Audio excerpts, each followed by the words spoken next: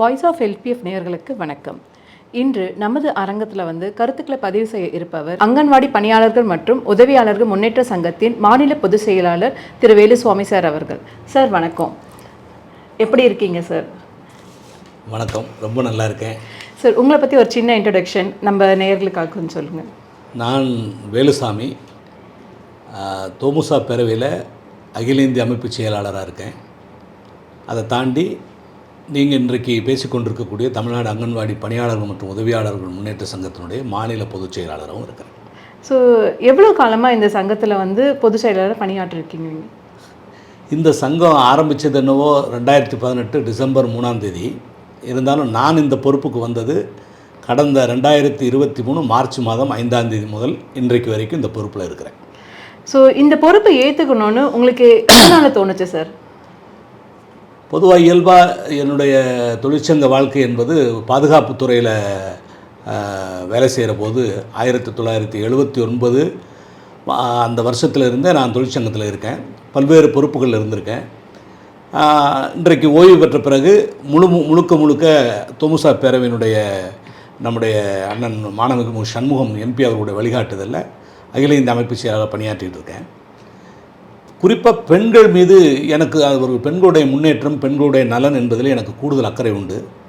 அதனால் இந்த சங்கத்தை இன்னும் பலப்படுத்த வேண்டும், என்னுடைய கோரிக்கையை நிறைவேற்றி தர வேண்டும் என்று சொல்லி நம்முடைய மரியாதைக்குரிய மாணவ அண்ணன் சண்முகம் அவர்கள் என்னை இந்த பொறுப்பை ஏற்றுக்க சொல்லி சொன்னாங்க. நானும் அதை தவிர்க்காமல் தட்டாமல் இந்த பொறுப்பை நான் ஏற்றுக்கொண்டேன். ரொம்ப சூப்பர் சார். ஸோ தமிழ்நாட்டு அங்கன்வாடி பணியாளர்கள் எதிர்கொள்ளும் முக்கியமான பிரச்சனை என்னென்ன சார்? அடிப்படையில் சொன்னால் அவர்கள் இன்றைக்கு சமுதாயத்தில் பிறந்து வரக்கூடிய அடுத்த ஜெனரேஷனை உருவாக்கக்கூடிய முக்கியமான பணிகளில் இருக்கக்கூடியவங்க அவங்க. ஆனால் அவர்கள் சந்திக்கக்கூடிய பிரச்சனைகள் என்பது இன்றைக்கெல்லாம் இந்த இன்டர்வியூ நடந்தாலும் சொல்லி மாளாத விஷயங்கள் இருக்குது. அவ்வளவு நெருக்கடியை சந்திக்கிறாங்க. அவர்கள் அலுவல் ரீதியாக பிரச்சனைகளை சந்திக்கிறார்கள். சுற்றுப்புறத்தில் இருக்கக்கூடிய அந்த சமூக அளவில் பிரச்சனைகளை சந்திக்கிறாங்க. அவங்களுடைய குடும்பத்திலே இன்னும் பிரச்சனையை சந்திக்கிறாங்க. ஏன் அப்படின்னா, அவர்கள் என்னவோ ரொம்ப அக்கறையோடு இந்த வேலை செய்தாலும் கூட குடும்பத்தில் இருக்கிறவங்க நீ என்ன பால்வாடியில் தானே வேலை செய்கிற, இன்னும் பெரிய கலெக்டர் உத்தியோகமாக பார்க்குற அப்படின்ற மாதிரி அவங்க பேசுகிறாங்க. அங்கேருந்து வேலைக்கு வந்தால் பயனாளிகளை திருப்திப்படுத்த வேண்டிய கட்டாயம் இருக்குது. அதை தாண்டி அதிகாரிகளுடைய டார்ச்சர்.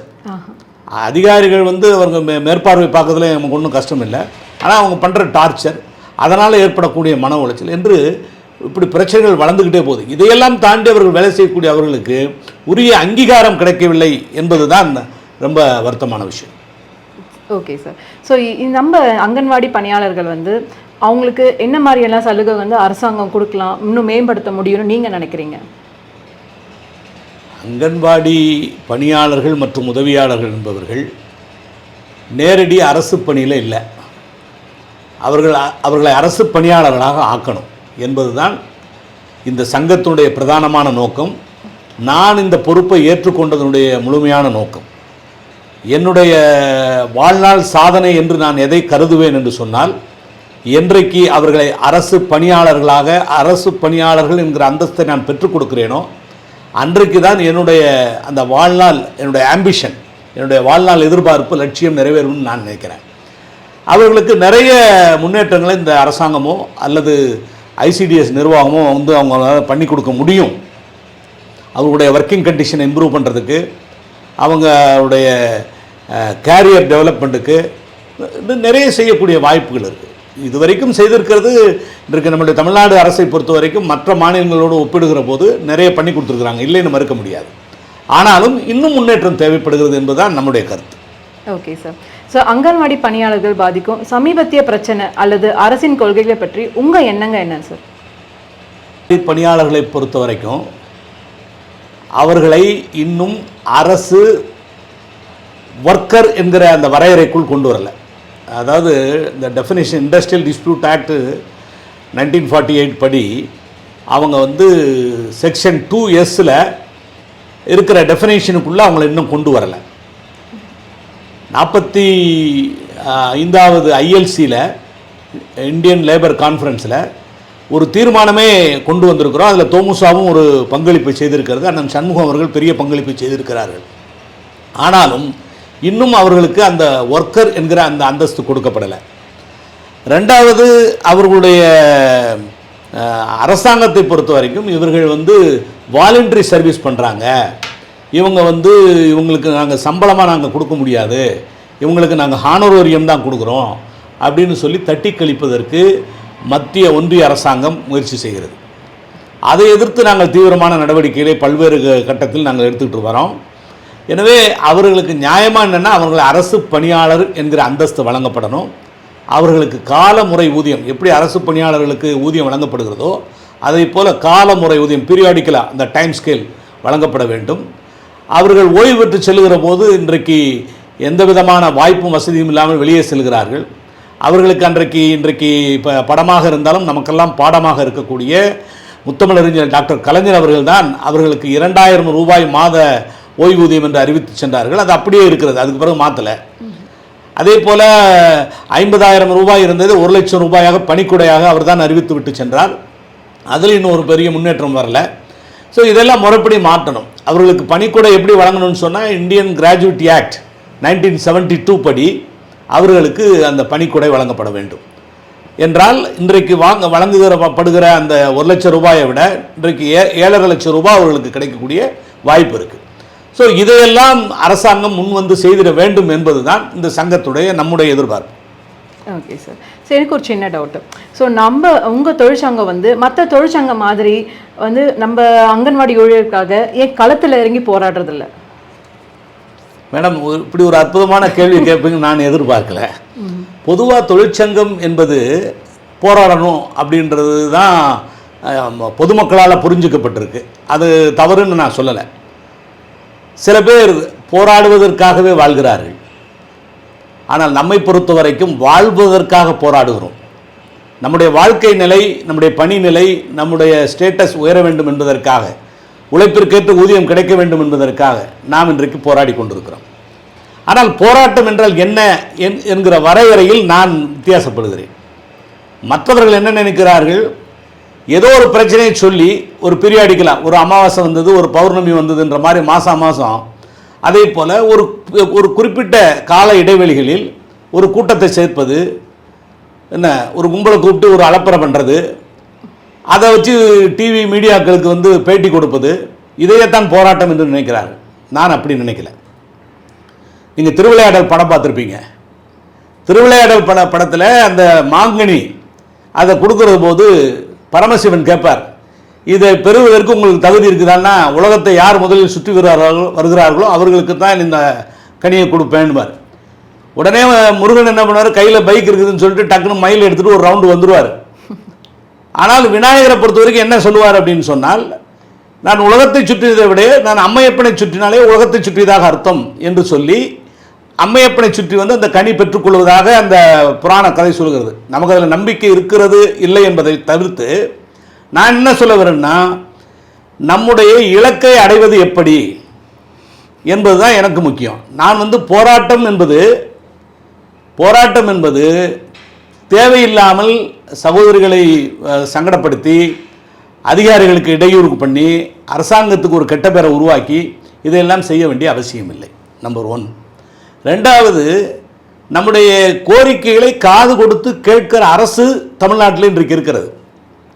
இன்றைக்கு திராவிட மாடல் அரசனுடைய நாயகனாக இன்றைக்கு உலகம் பூராவிலும் இருக்கக்கூடிய அனைத்து நாடுகளுமே இன்றைக்கு நம்முடைய முதல்வர் கொண்டு வந்திருக்கிற திட்டங்களை ஏற்றுக்கொள்கிற அளவிற்கு ஒரு முற்போக்கான சிந்தனை கொண்டிருக்கிற முதலமைச்சர் ஆளுகிற இந்த மாநிலத்தில் நாங்கள் எழுப்புகிற கேள்விகளுக்கு, நாங்கள் எழுப்புகிற கோரிக்கைகளுக்கு உடனடியாக ஏற்றுக்கொள்கிற எண்ணம் இருக்கிற இந்த தமிழ்நாட்டில் நாம் போராட வேண்டிய அவசியம் இல்லை.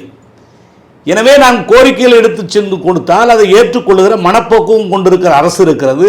நம்முடைய மாண்புமிகு அமைச்சர் மரியாதைக்குரிய முத்துநகத்தந்த சொத்து நம்முடைய கீதா ஜீவன் அவர்கள் இருக்கிறார்கள். இன்றைக்கு இருக்கிற அதிகாரி பெருமக்கள் நாம் சொல்வதை எடுத்துக்கொள்கிறார்கள். ஏனென்று சொன்னால் நாங்கள் சொல்வது சரியாக இருக்கிறது. போராட்டத்திற்கு நாங்கள் முன்வைக்கக்கூடிய கோரிக்கைகளை முன்வைக்கிற போது முன்வைக்கிற விதம் சரியாக இருக்கிறது. ஆகவே அவர்கள் ஏற்றுக்கொள்கிறார்கள். எனவே இது போதுமானது. போராட்டம் என்பது ஒரு கூர்மையான கத்தியை போன்றது. அதை எப்போதெல்லாம் எடுத்து சுத்த முடியாது. அது மற்றவர்களுக்கு சேதாரம் விளைவித்துவிடும். எப்போ தேவையோ அப்போ மட்டும்தான் எடுக்கணும். எனவே இந்த போராட்ட களத்தில் இந்த போர்வாளை எப்பொழுது சுழற்ற வேண்டும் என்கிற அந்த நுட்பத்தை எங்களுடைய தலைவர்கள் எங்களுக்கு கற்றுக் கொடுத்திருக்கிறார்கள். எனவே தேவையற்ற போராட்டங்கள் அவசியமில்லை என்பதுதான் என்னுடைய தாழ்மையான கருத்து. அப்படின்னா களத்தில் இறங்காமையே போராட்டத்தை ஜெயிக்க முடியும் நீங்கள் நினைக்கிறீங்க. ஸோ இது மாதிரி ஏதாவது ஒரு சவாலை நீங்கள் எதிர்கொண்டு அதில் ஏதாவது நீங்கள் பிரச்சனையை சால்வ் பண்ணியிருக்கீங்களா? ஸோ அது மாதிரி ஏதாவது எங்களுக்கு கொஞ்சம் ஷேர் பண்ணுங்களேன். நிச்சயமாக. அதாவது 2 வகையான இது. நீங்கள் நேரடியாக எதிரியை போய் துப்பாக்கியில் சுட்டு சாகடிக்கிறது ஒரு வகை. ஆனால் மகாத்மா காந்தி நமக்கு என்ன சொல்லிக் கொடுத்தார் அப்படின்னு சொன்னால், அகிம்சை முறையில் போராடுவது என்பதை சொன்னார். ஸோ அப்போ அந்த போராட்டத்துக்கும் இந்த போராட்டத்துக்கு வித்தியாசம் இருக்குது. அதே மாதிரி நம்மை பொறுத்தவரையிலும் சொல்கிற கருத்தில் உறுதியாக இருக்கிறோம். எந்த கோரிக்கையை வைக்க வேண்டும் என்பதில் தெளிவாக இருக்கிறோம். யாரிடம் எதை பேச வேண்டும் என்பதிலும் உறுதியாக இருக்கிறோம். எனவே வீதியில் வந்து போராட வேண்டிய அவசியமும் கட்டாயமும் இதுவரையும் நமக்கு ஏற்படவில்லை. அதற்காக நாங்கள் போராட்டம்னா பயந்து ஓடுற ஆட்கள் இல்லை.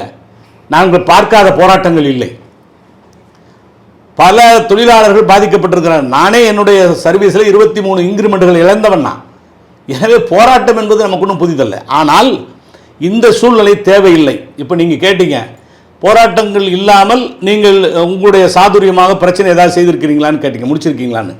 நிச்சயமாக நான் இந்த இதில் பொறுப்பேற்ற உடனேயே முதல் பிரச்சனை என்ன வந்தது அப்படின்னா, இன்றைக்கு ஐசிடிஎஸ் நிர்வாகம் எப்பொழுதும் பதவி உயர்வுக்கான பட்டியலை முறையாக தயாரித்து வெளியிடுகிற பழக்கம் இல்லாமல் இருந்தது. அந்த நேரத்தில் அப்படி அந்த சீனியாரிட்டி லிஸ்ட் தயாரிக்கப்படுகிற போது 138 மூத்த சகோதரிகளுடைய பெயர்கள் விடுபட்டு போச்சு. என்னன்னு கேட்டால், அவங்களுடைய ஜாயினிங் ரிப்போர்ட் வந்து சர்வீஸ் ரெக்கார்டில் பதிவு செய்யப்படலை அப்படிங்கிற காரணத்தை சொல்லி அவங்கள வந்து அந்த ப்ரொமோஷன் பேனலில் வைக்கல. ஒரு பேனல் முடிஞ்சு அவங்க அப்பாயின்மெண்ட் கொடுத்துட்டாங்க சூப்பர்வைசர்ஸாக. 2வது முறை அந்த வாய்ப்பு பறிபோகிற நிலையில் அவர்கள் மாட்டு சங்கத்தில் இருந்தார்கள். அந்த சங்கத்தினுடைய தலைமையிட்ட முறையிட்டாங்க. அவங்க தான் தெருவில் வந்து அது அடிக்கடி போராடுறவங்க. ஆனால் அவர்கள் இவர்களுடைய பிரச்சனையை கவனிக்கலை. நீதிமன்றத்துக்கு சென்றார்கள். நீதிமன்றத்தில் அந்த வழக்கு நம்பர் ஆனதை தவிர வெற்றி பெற முடியலை. அந்த நேரத்தில் நம்மளை அணுகுனாங்க.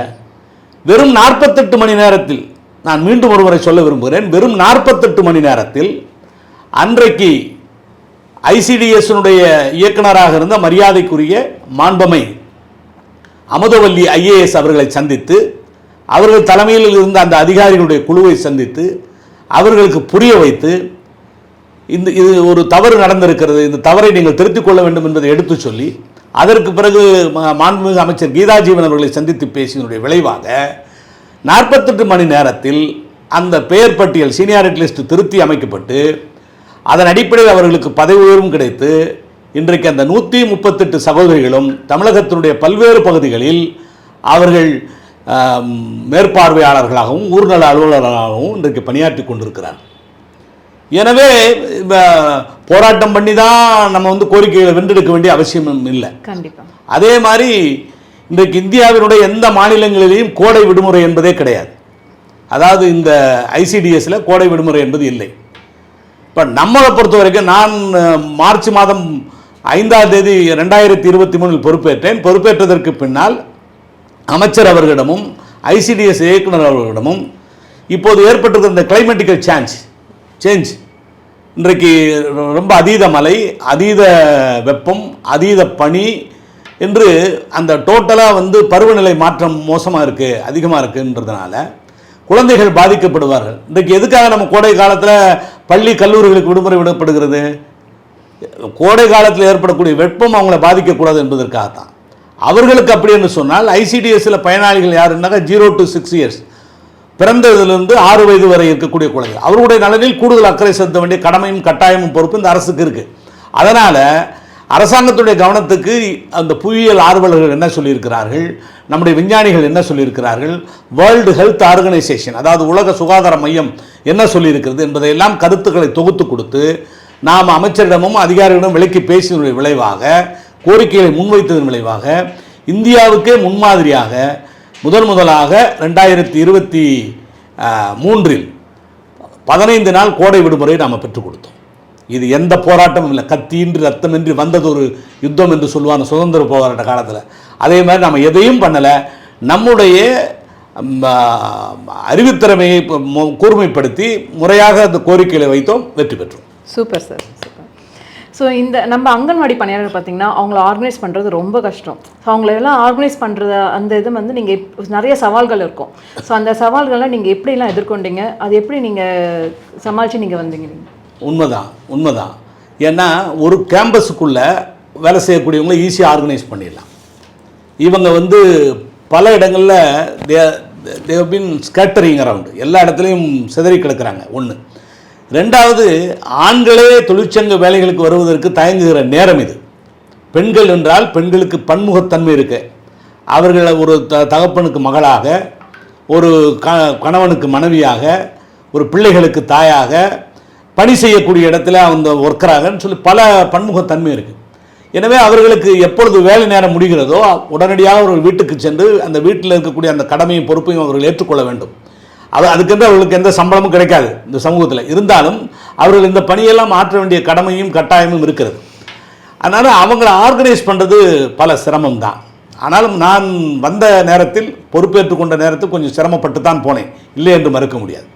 ஆனால் அதற்கு பின்னால் இதை போன்ற சமூக வலைத்தளங்கள் மூலமாக, துண்டு பிரசுரங்கள் மூலமாக, ஆடியோ கேசட்டுகள் மூலமாக நான் பேசி ஒவ்வொருவரோடையும் தொடர்பு கொண்டு பேசி, இன்றைக்கு நான் பொறுப்பேற்று கொண்ட 2023 மார்ச் மாதம் 5ஆம் தேதி வெறும் 2 மாவட்டங்களில் மட்டுமே செயலாற்றி கொண்டிருந்த இந்த சங்கம் இன்றைக்கு தேதியில் 21 மாவட்டங்களில் நாங்கள் கால் பதித்து வேரூன்றி பலப்பட்டிருக்கிறோம் என்பதை இந்த நேரத்தில் நான் பெருமையோடு சொல்ல விரும்புகிறேன். மிக்க நன்றி சார். ஸோ இது நம்ம தேசிய சத்துணவு திட்டம் போன்ற அரசின் கொள்கைகள் மற்றும் திட்டங்கள் அங்கன்வாடி பணியாளர்களை எந்த வகையிலாவது பாதித்திருக்கா? அதை பற்றி நீங்கள் என்ன நினைக்கிறீங்க? அதாவது தேசிய அளவில் இந்த நேஷ்னல் நியூட்ரிஷன் மிஷன், அதாவது என்என்எம் என்பது, அது வந்து எப்படின்னா வேர்ல்டு பேங்க் சப்போர்ட்டோட நம்முடைய அரசாங்கம் கையில் எடுத்தது. அதை வந்து 2018 போஷன் அபியான் அப்படிங்கிற திட்டத்தை கொண்டு வந்தாங்க. அது எதுக்காக அப்படின்னு சொன்னால், இந்த குழந்தைகளுக்கு இந்த சத்துணவை அதிகப்படுத்தி அவர்களுடைய சத்துணவு நியூட்ரிஷன் லெவலை ஸ்டேட்டஸ் கொடுக்கறதுக்காக கொண்டு வந்தது. அதாவது ஃபஸ்ட்டு 1000 days என்று சொல்லுவார்கள். இப்போ பிறந்ததிலிருந்து முதல் 1000 நாட்கள் ரொம்ப முக்கியமான நாட்கள். அந்த நாட்களில் அந்த குழந்தைகளுக்கு உரிய முறையில் ஊட்டச்சத்து வழங்கினால்தான் அவர்கள் வந்து வளருகிற போது திடமாக ஆரோக்கியமாக வளருவார்கள் என்பது விஞ்ஞானபூர்வமாக நிரூபிக்கப்பட்டிருக்கிற உண்மை.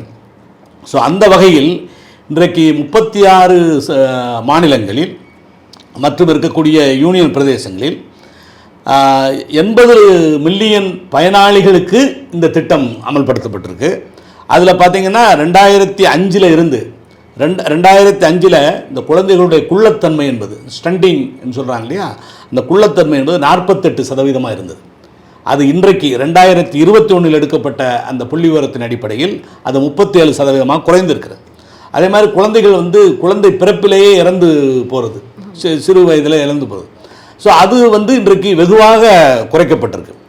இப்போ அதனுடைய அடிப்படையிலே தான் இன்றைக்கு போஷன் பக்குவாடா அப்படின்னு ஒரு விழா மாதிரி ஒவ்வொரு ஆண்டும் கொண்டாடப்படுகிறது. அதாவது மார்ச் மாதம் 2 வாரங்கள் இந்த நிகழ்வுகள் நடக்கும். ஒவ்வொரு அங்கன்வாடி மையங்களிலேயும் நம்முடைய சகோதரிகள் அதை முன்னெடுத்து செய்வார்கள். ஸோ இதெல்லாம் வந்து இதனுடைய திட்டம், இந்த சத்துணவு இதுக்காக டெவலப் பண்ணுறதுக்காக தேசிய சத்துணவு திட்டம். இதில் வந்து அரசினுடைய கொள்கைகள், இது வந்து 1975 அக்டோபர் மாதம் 2ஆம் தேதி காந்தி பிறந்த நாளில் துவங்கப்பட்ட திட்டம். ஆனால் இது இப்போது சமீப காலங்களில் பார்க்குற போது அரசாங்கம் இந்த திட்டத்தினால் அரசாங்கத்துக்கு நல்ல பெயர் கிடைக்கிறது என்பது மறுக்க முடியாத உண்மை. அது மத்திய அரசாக இருந்தாலும் மாநில அரசாக இருந்தாலும். ஆனால் மத்திய அரசு மாநில அரசினுடைய பங்களிப்பில் இந்த திட்டம் நடைபெறுகிறது. ஆனால் என்ன பண்ணுறாங்கன்னா, மத்திய அரசு இந்த திட்டங்களுக்கு போதிய நிதியை ஒதுக்குவதில்லை. அப்போ போதிய நிதியை ஒதுக்குவதில்லை என்பதனால பிரச்சனைகள் வருது.